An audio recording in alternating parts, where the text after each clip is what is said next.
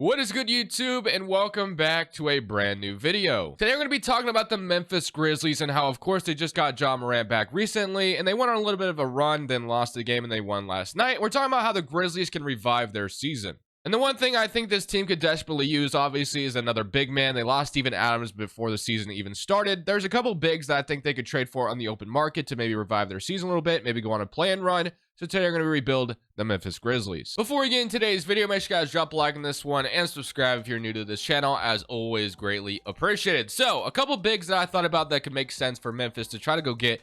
First one being Jarrett Allen on the Cleveland Cavaliers if they decide to move him, but I'm not really sure what the Cavs are going to do at the deadline. And the next one is, of course, Clint Capela on the Atlanta Hawks, who I think is very gettable at the deadline potentially. Of course, the one thing that the Hawks want has been Pascal Siakam, so we're once again doing another trade with Siakam involved, just like we did yesterday with that Johnson Murray Lakers rebuild. But of course, we're still not focused on the Hawks side of things or the Raptors side of things. So we've done those two teams recently.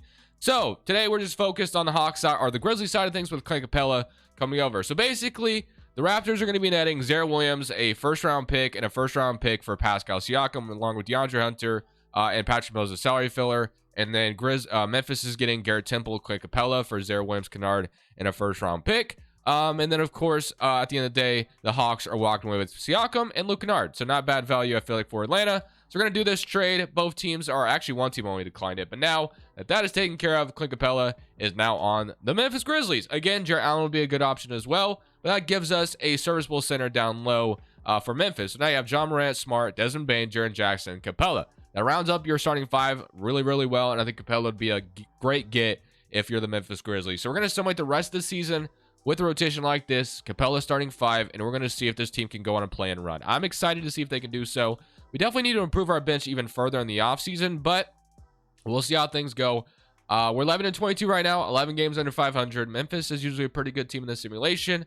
We'll see if Memphis Grizzlies can go on a run here. And of course, today's video is brought to you by Prize Picks. Prize Picks is a player props app that's available on mobile or desktop. The way Prize Picks works, it chooses between 2 to 6 players, 2 players being 3 times your entry, all the way up to 6 players being 25 times your entry. So, they have all kinds of sports outside just basketball, of course, but the way you do this is you click more on Donovan Mitchell if you think he's going over, and then you can go like, hey, if you think Gafford's going over 10.5, then you simply click more on that projection. Just like that, I would 3x my money with 2 players. But if I wanted to go crazy and I just wanted to throw every single player in here and just go over on all these, then you could obviously 25 times your entry and get $125 back. So I've been using Prize Picks since 2021. I actually love Prize Picks. It gives me an extra sweat while I watch sports. If you want to sign for Prize Picks, use code Crushables and match first deposit dollar for dollar up to $100. Link is down in the description below. And the way I like to use Prize Picks, man, is this correlation tool. This correlation tool has been an absolute game changer. It's on DGF's website. I have their link down in the description below. I also have their YouTube channel down in the description below. But the way it works, basically, you put in the slips, and if you've been putting in the slips, you've been using this correlation tool since August 18th, you'd be up 778.8 units right now, which is absolutely kind of insane. But basically, football is one of my favorite sports, obviously, to use the correlation tool on. And this is how it works. CJ Stroud, if he's going to throw for over his yards and Minshew's going to throw over his yards, then more than likely their receivers are benefiting off of that. So that's why football is such a heavily correlated sport. They also have the optimizer tool where it just compares discrepancy across multiple sports books. If you want to check either of these tools out, link is down in the description below. Thank you to Prize Picks and DGF for sponsoring today's video. At the end of the season, Luka wins MVP. Wemby is your Rookie of the Year. Russell Westbrook, 6th man. Wemby is also defensive player. Most improved goes to Kobe White, and then Luka is your clutch player of the year, and Mazzulla is your coach of the year. So we were like right on the verge of being a play-in team. I'm not sure if we actually made it or not.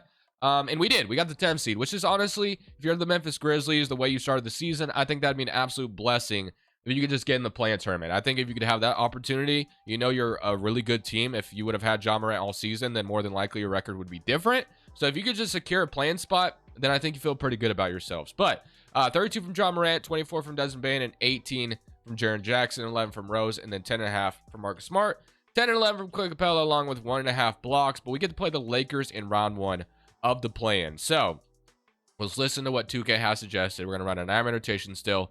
Ja Morant's going to play 42 minutes. This is, obviously all or nothing. Our lives are on the line here. If we could take down the Lakers, then I think we have a pretty good chance of maybe going on a deep run in the playoffs, because Lakers, they're usually pretty good in year number 1. They're really tough to beat. So if we could beat them here in the single game elimination style, then we could have a chance to go far here. But obviously, the first step is beating them, which it's going to be a close game. I'm not ruling out the Lakers coming back on us here, but looking good right now, I'll tell you that. And it looks like we are going to beat them. So that's a huge win. Now, obviously, we have to beat the Warriors as well. Another really solid team. So we do not have an easier team in front of us anymore. Or, easier team than the Lakers here. Is about the same, obviously, difficulty here. So let's go ahead and see if we can beat the Warriors to get into the playoffs. I think if we can get in here, that'd be awesome. And it looks like we're going to blow the Warriors out. I was not expecting that whatsoever, but I will take it. We are in the playoffs, 41-10 from John Morant. And now we get to play Minnesota Timberwolves once again, or once upon a time, these two teams played each other. What was it, like a couple years ago, 3 years ago now, or 3 years ago now? It was a really fun series. Obviously Memphis won, so Minnesota would love to get their revenge here. Go game 1. They're up 1-0. They blow us out pretty bad in game 1. Game 2, we evened it up 119-108. So we stole one of their games at home, which is nice. Do we take care of our home games is the question. We take care of game 3. Do we take care of game 4? We do. Oh my goodness, are we about to go on a run here? No, we definitely are gonna have to close them out in Memphis here. If we could do that, we're on to the second round, and then in my opinion, anything's possible. So let's see if we can come out here and beat this Timberwolves team here. We're down 9 with 6 minutes left. It's not looking good. I think we're going to a game 7, which we are. So game 7 in Minnesota. Let's even come out here and win. I mean, it feels great that we even got this far after the way the season started, but obviously going from the way we started to round 2 would be pretty amazing. And right now it's looking like it's going to be that way. We do 27, 23, 15, and 15. Even Derrick Rose is contributing on a high level, which is great. But now we get the Pelicans, who actually upset the Clippers technically in round 1. 4th and 5th seed matchups are usually pretty close, of course. But I don't know if we'll be able to beat New Orleans. Obviously, they have Zion Ingram, Herb Jones, Joe Val. They have a pretty solid team. Game 1, 1-0. So great start. Take one of their games at home. Game 2, take both of them. Can we take our home game 3-0? And we are going to sweep the Pelicans. Wow. Okay, so we went from 11-22 to the conference finals after the Capela trade. But now we get a team that obviously won the championship last year. So should be a tough matchup here. Jamal Murray, KCP, Porter, Aaron Gordon, Jokic, and Reggie Jackson. Game 1, they're up 1-0. They beat us by 37. Game 2, 2-0. That was a closer game. Game 3, and it looks like we are going to fall short to Denver. Unless we come back from 3-0, which would be pretty amazing, but I'm not counting on it. So let's see if we can make things interesting by winning this game, and then it gets one step closer to a game 7. So we are going to win 2 in a row, 56 from John Morant to just win that game 5. Now, if we can win this game 6 at home, then we are talking about a potential game 7 where all the momentum is in our corner, and Denver's backed in the corner. But let's see if we can come out here and win this game 6, which we do. 108 to 118. So we have crawled from 3-0 to game 7. So can we finish them off in this game 7 in Denver is the question. It's going to be a close game down the stretch. Denver has the lead right now. We have to come back on a run. We're down like 9, or actually that's a little more than 9. We're down like 20 now. So yeah, I think we lost. Man, what a fight. But unfortunately, year number 1 does not go to us. The Knicks with OG Anunoby make it all the way to the finals, though. Shout out to them. Someone in current round, and it is going to be the Knicks. Okay, with OG go on to win the championship. Shout out to the Knicks for that. Retirements, you're going to have Iguodala, Thad Young, Batum, all those guys retiring. Draft lottery, it's not going to matter for us. Our pick is going to be going elsewhere to the Raptors, I should say. So that sucks, but it's all good.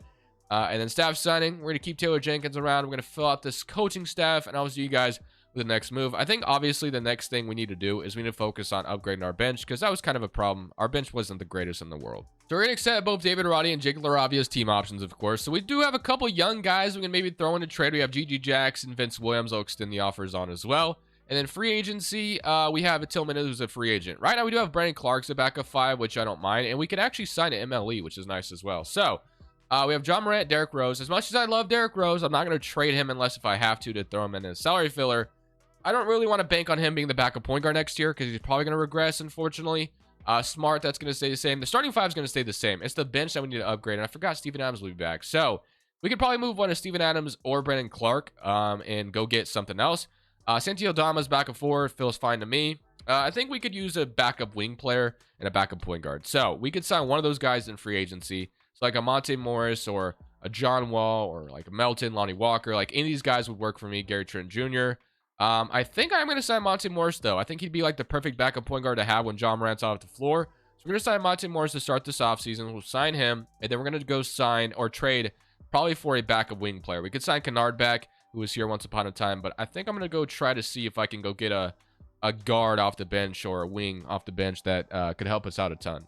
So right now I'm looking at Matisse Thybulle, whose three-point shot has just gotten so much better than it used to be. Obviously, the man just like hoists up threes now, and you just confident it's going in. As a Blazers fan, when I watch Matisse Thybulle shoot, I'm like, man, that's probably going in, because he's just a really good shooter now. So I'm looking at Thybulle. I'm also looking at like, I was kind of looking at Norman Powell as well on the Clippers. I think he'd be a pretty solid get.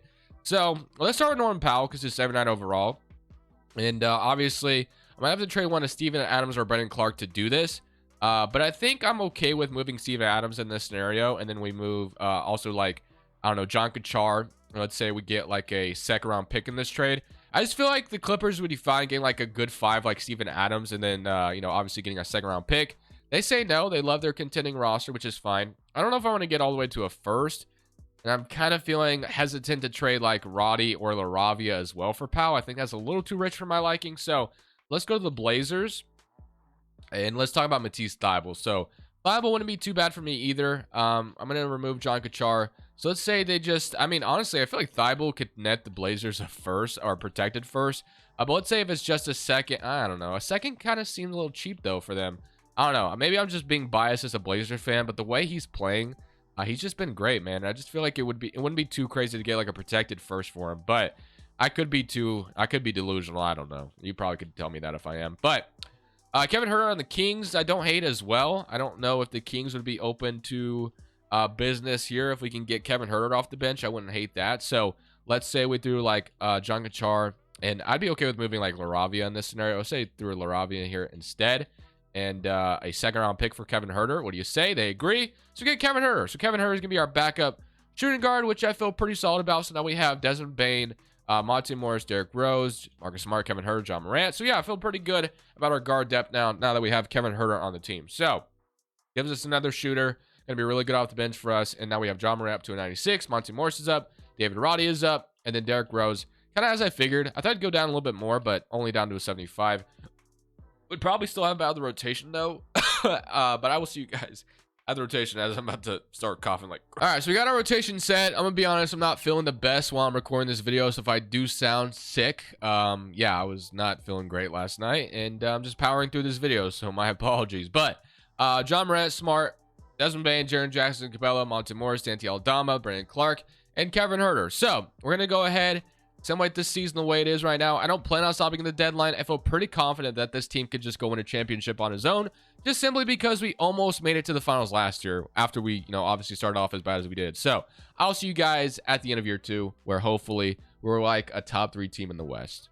At the end of year 2, Jokic wins MVP. We got Castle winning Rookie of the Year. 6th man goes to Duren. Wemby, Defensive Player. And most improved goes to Bones Highland. Damian is a Clutch Player of the Year. And Coach here goes to Tom Thibodeau. And John Murphy is your executive. So John Morant makes an All-NBA first team, which is great to see after obviously last year. All-NBA third team, All-NBA second team, offensive first team, and all-defensive second team. So we did get Jaren Jackson all-defensive second team, and we got the first seed in the West. So yeah, after obviously only being the 10th seed last year, we made it all the way to the first seed in the West this year, which is absolutely fantastic.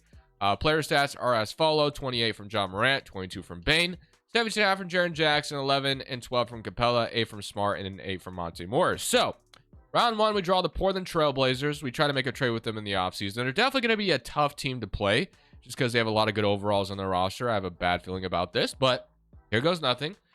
Something come around against the Portland Trail Blazers. They win game 1, but we are going to beat them in 5. Okay. And now I get the team that we eliminated in the play-in last year, which that is the Golden State Warriors. The roster hasn't changed too much. It honestly looks exactly the same. Yeah, literally they did nothing to change their...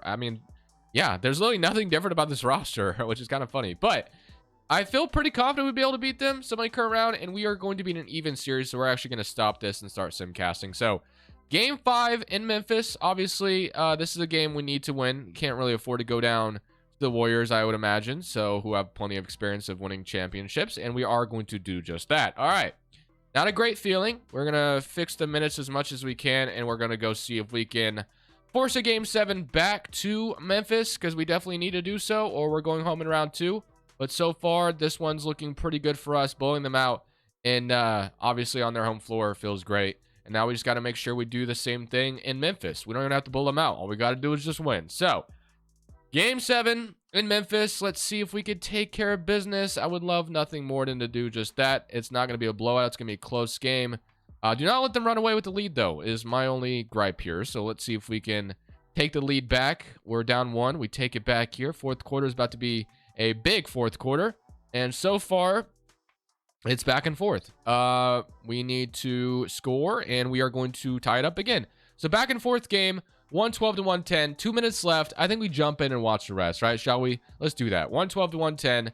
Let's see if we can get some stops and just watch the magic happen. So I'm not going to play it out. You guys know how we do things. So 2 minutes left in the clock. Let's see if the Warriors are going to tie it up. If we can get a stop. Got Marcus Smart on Stephen Curry, John Morant, and Chris Paul. So let's see if we can get a stop on Steph. Obviously, Steph, one of the harder players to guard. He's going to shoot a step back 3, and he is going to in and out that one. Marcus Smart gets a pass from John Morant. Marcus Smart, let's see what he's going to do with the ball. We got Brandon Clark. Was about to give me... Oh, John Morant 3. And he's going to hit it. Okay. 110 and 115. That's a huge 3 from John Morant. Not really known as the best three-point shooter, of course, but has the confidence to hoist that one up. And just like that, we have a 5-point lead, which means nothing because there's a lot of time left in the clock. So let's see what Steph decides to do to respond here.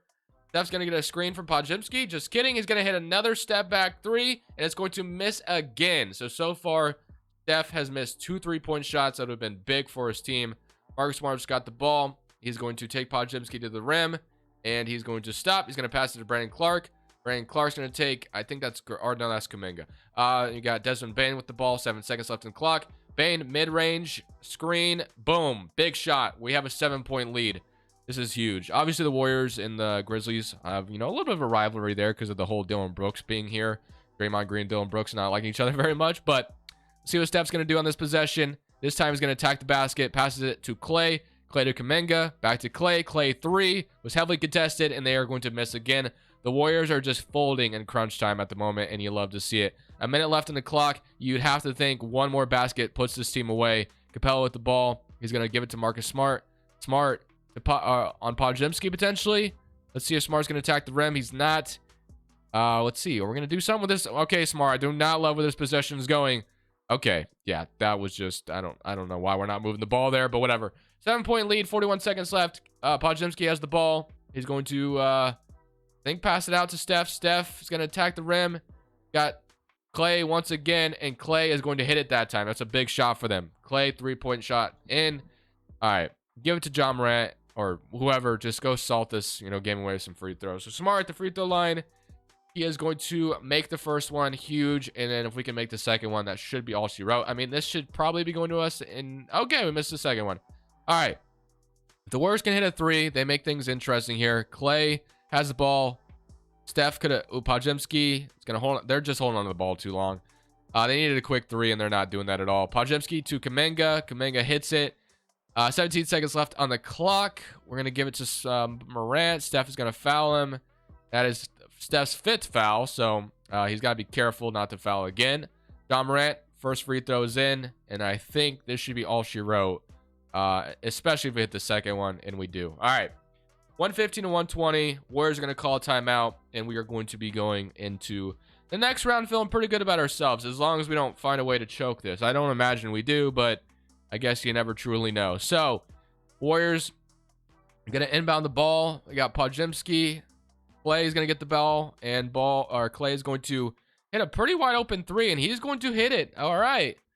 We could be in trouble. We are not done at all. We're going to give it to John Morant. John Morant's going to get fouled by Steph. That's a foul out for Stephen Curry. So Steph is out of the game, and now we have John Morant at the free throw line. Okay. Make the first one. We got to hit the second one, though. And if we hit the second one, oh my goodness, we miss it. Oh, we get the rebound, though. Wow, that's huge, but Capela's going to the line. If Capela can hit 1 of 2, that would be pretty sweet. That rebound was so big. He's going to miss the first one. Oh, boy. All right, Capela. If you could hit the second one, that'd be beautiful. He does. Okay. 118 to 122. 4-point lead with no Steph on the floor. All we got to do is guard Clay. Clay 3. And he is going to hit it. Clay is not done yet, man. Clay is done. We got Game 6 Clay at the moment. But this is Game 7. Okay. Holy moly, this man will not stop. And honestly, Well, they don't have another timeout, but they got to foul immediately. John Morant's going to get the ball. They foul immediately. 4 seconds up the floor. All we got to do is hit both these free throws. Like, this is not impossible for the Warriors to hit another 3. John Morant is going to make the first one. Please make the second one. I would almost intentionally foul. Oh my goodness, we missed the second one. Podziemski, dude, you know how crazy of a choke that would have been if we found a way to lose that? Holy moly. Thank goodness there wasn't more time on the clock. If there was more time on the clock, I think we might lose this. But hey, we won, and that's what matters. As long as we win, right? All right, well, let's get to next round. Hopefully, it's not going to be as dramatic as that just was. And now I play the Oklahoma City Thunder. Obviously, I'm pretty nervous about this one. We got to the conference finals last year, and this is our repeat of that again. Game 1, 133-122. Game 2, 2-0. Wow, we're just absolutely obliterating them. 3-0? When have I ever swept the Thunder? That makes no sense. Okay, we go to Game 7 with the Warriors, but just sweep the Thunder. All right, interesting, I guess. And now we get the team that won the championship last year. So Randall and OG, Jalen Brunson, Jalen Duren. Solid team in New York, but we are going to beat them in 5 and win a championship. All right, boys, I'm going to be honest with you. I would keep going, but man, I'm just struggling. I'm honestly struggling. But hey, we got the Grizzlies a championship. My voice is kind of killing me. I commentated through that whole thing. My body is just feeling so numb and weak right now. So I'm going to end on that note. I hope you guys enjoyed. I'll be back tomorrow. Hopefully I'm feeling a lot better. But this is Crushables. I'm saying peace. Thank you guys so much for watching. Make sure you click here to watch another video that I know you'll love.